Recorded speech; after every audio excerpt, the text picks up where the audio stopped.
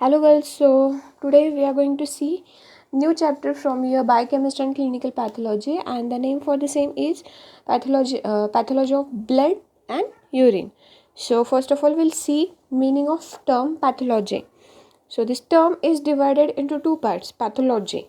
So Greek word pathos meaning suffering and logos meaning study. Okay, so disease study is nothing but pathology.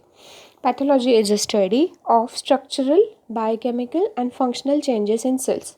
See, they have said structural changes, biochemical, that is what happens um, with your system and its products, like metabolism and its products, or all kind of reactions whichever is right now going on inside your body. So that kind of biochemical changes and also functional changes in your cells, tissues and organs that underlie diseases. Okay, so this study is the causes and effect of diseases or injury.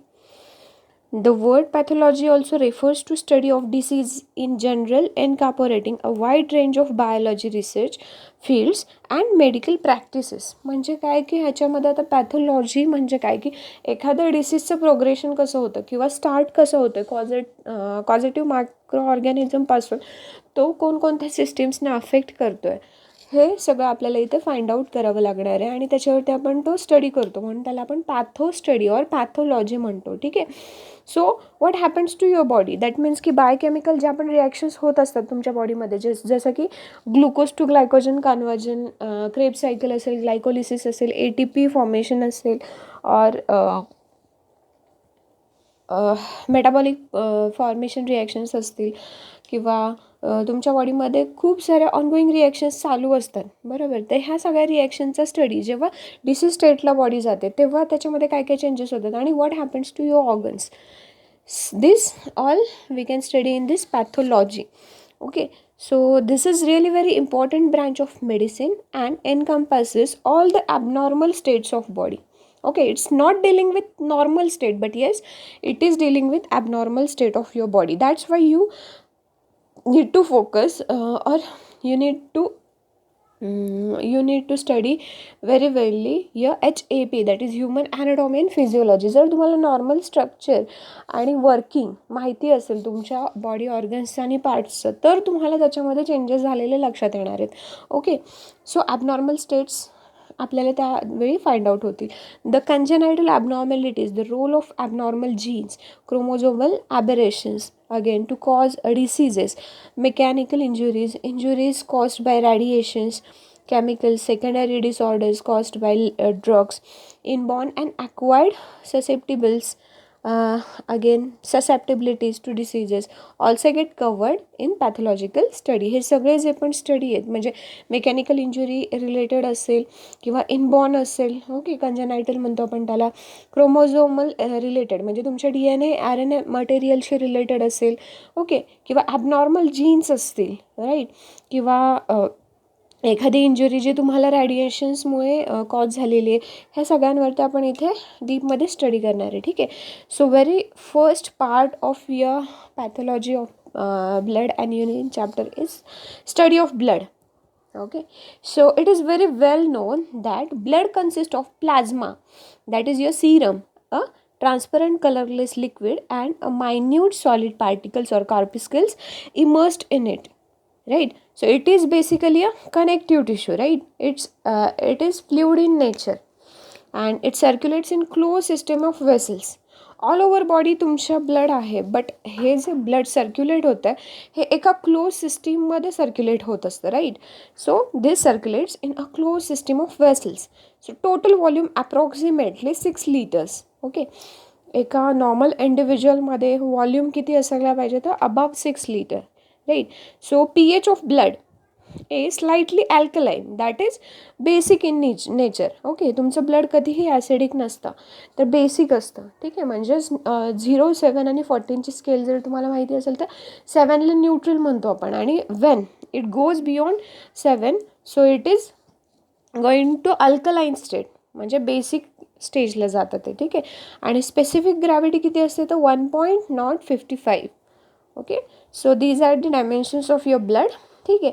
So इथे एक साईडला एक figure दिलेली आहे ज्याच्यामध्ये तुम्हाला artery दिसतीये, राईट. Artery is the vessel which carries oxygenated blood throughout your body.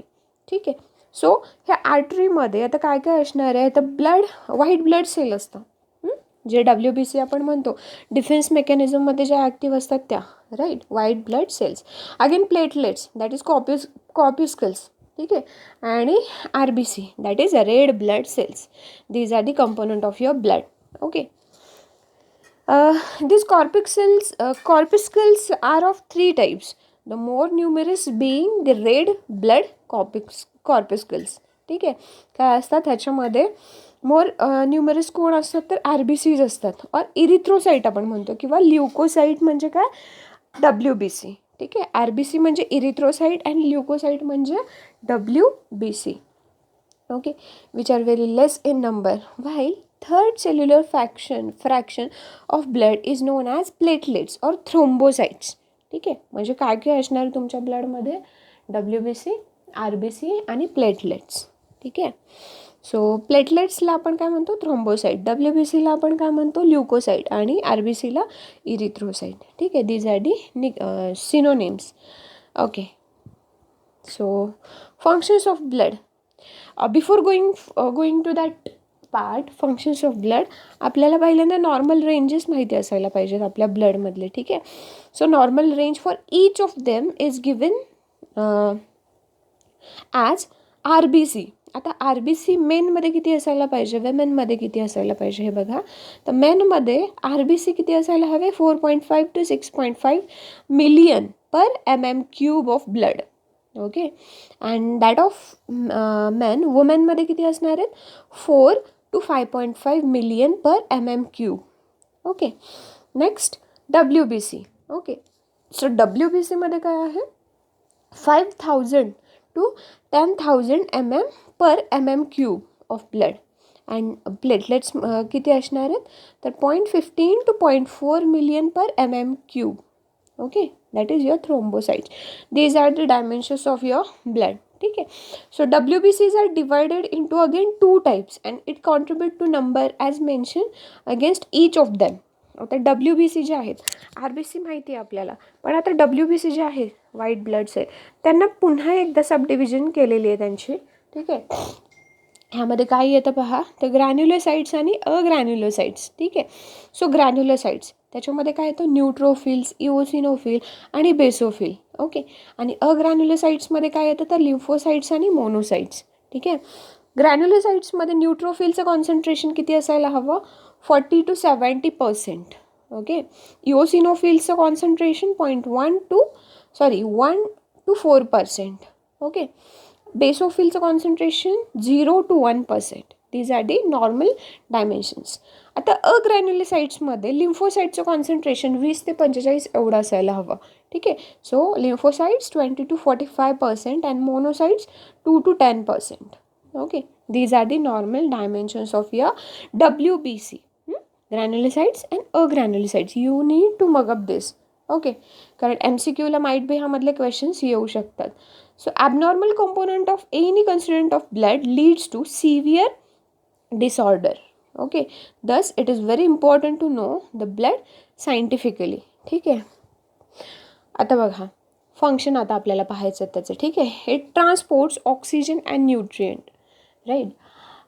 As we know, blood कमी आहे म्हटल्यानंतर आपण काय म्हणतो, लिटरमधलं ब्लड कमी आहे असं असतं का, नाही. तर 6 to 7 लिटर प्रत्येकाच्या बॉडीमध्ये ब्लड असतं, राईट. बट ब्लड कमी आहे ह्याचा अर्थ काय, की ऑक्सिजनेटेड म्हणजे हिमोग्लोबिन, दॅट इज ऑक्सिहिमोग्लोबिन, हा जो मॉलिक्यूल तुम्हाला ऑक्सिजन कॅरी करत असतो, बरोबर, तर हा कॉम्पोनंट कमी पडतो. म्हणून आपण म्हणतो की ब्लड कमी पडलं म्हणजेच काय, की त्या पेशंटला ॲनिमिया झाला आहे, right. and it is not concerned with your volume of blood. So transport of oxygen and nutrients हे काम कोण करतं, ऑक्सिहिमोग्लोबिन molecule, that is your hemoglobin. Heme is a protein which is made up from ferrous, okay, iron. Next is transport of waste products. How? आता बघा, जेव्हा blood तुमच्या बॉडीमध्ये म्हणजे लंग्समध्ये जाणार आहे किंवा प्रत्येक ठिकाणी तुमच्या बॉडीमध्ये डिस्ट्रीब्यूट होतं, ठीक आहे. मग त्या ठिकाणी ते ऑक्सिजनेटेड ब्लड जेव्हा तुम्ही इनहेल करताय, बरोबर आहे, ऑक्सिजन इनहेल करता, तेव्हा तो जो ऑक्सिजन, फ्रेश ऑक्सिजन जो आहे नॉस्ट्रल्स थ्रू लंग्समध्ये जाणारे, ब्रॉन्क्युल्समध्ये जाणारे, तिथे गॅशियस एक्सचेंज होणारे आणि तो जो ऑक्सिजन आहे तो थ्रू आउट बॉडीमध्ये डिस्ट्रीब्यूट होणार आहे. ठीक आहे. त्याला आपण म्हणतो ऑक्सिनेटेड ब्लड डिस्ट्रीब्युशन. आता डिऑक्सिनेटेड ब्लड म्हणजेच काय, एक्झलेशन. ठीक आहे. सो एक्झलेशन कसं होणार आहे, तर तिथे जे ब्रॉन्क्युल्स आहेत प्रेझेंट, राईट, सो ते काय करतात, तिथेच म्हणजे लंग्सच्या इथेच काय होणार आहे, तिथे पुन्हा गॅशियस एक्सचेंज होतो आणि काय होणार आहे, डिऑक्सिनेटेड ब्लड म्हणजे तुमच्या लेग्सपासून त्या हेड रिजनपर्यंत सगळ्या बॉडी पार्ट्समधलं डिऑक्सिनेटेड ब्लड जे आहे ते तिथे काय होईल, ॲक्वायर होईल, म्हणजे ॲब्झॉर्ब होईल आणि ते काय होणार आहे, लगेच एक्झलेशननी बाहेर पडणार आहे तुमचा CO2, that is your carbon dioxide. ठीक आहे. सो कार्बन डायऑक्साईड जेव्हा एक्झेल करतात त्याच टाईमला तुमचे वेस्ट प्रोडक्ट पण बाहेर पडत असतात. Okay. It carries hormones from glands. बघा आता तुमच्या बॉडीमध्ये pituitary gland, thyroid gland and so many glands are present, right, insulin असेल, सगळे ग्लँड्स आहेत आणि हॉर्मोन्स आहेत. मग त्याच्यामध्ये जे सिक्रेट होणारे हॉर्मोन्स आहेत हे कॅरी करण्याचं काम कोण करतं, तर ब्लड. कारण ब्लड हा एक कंपोनंट असा आहे तुमच्या बॉडीमध्ये जो काय करतं, through out your body parts सगळं डिस्ट्रीब्युशनचं काम करतो. ठीक आहे.